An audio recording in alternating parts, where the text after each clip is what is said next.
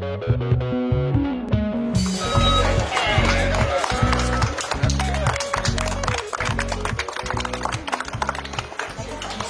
mpiara-miasa avy eo amin'ny ministèran'ny mponina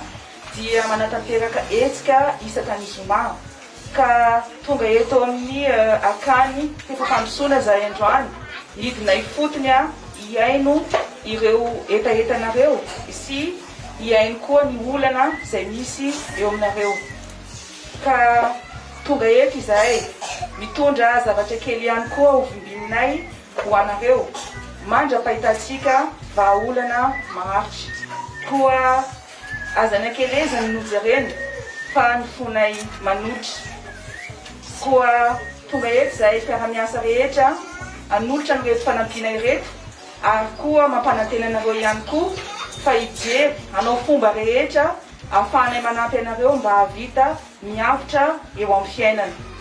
koa mampahery atsika rehetrarehetra ary tsy irery ianareo fa eo akaikinareo mandrakariva izahay avy eo amin'ny ministèran'ny mponina.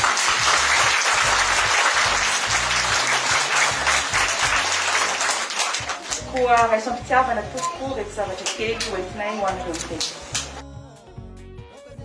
Tanay ianao satria ny ahitahitannay toy eto dia mbola mangataka izay tohizan'ny mpiara-miasa atsika dia isaorana betsaka ianareo rehetra izay nanatitra itonina. Tena faly dia faly izay tompoko amin'izao fahatongavan'ny ministèran'ny mponina mitsidika anay ety izao ary mitondra fisaorana ho anareo ray aman-dreny solotenan'ireto olona beazina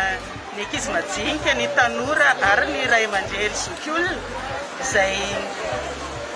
tsy tapenam-bavy ry zareo fa nalainareo ho solotena dia misaotra anareo tompoka tonga amin'ny avondrindra Jesosy tompony arenany ameny ny fahabanganany ala tao aminareo.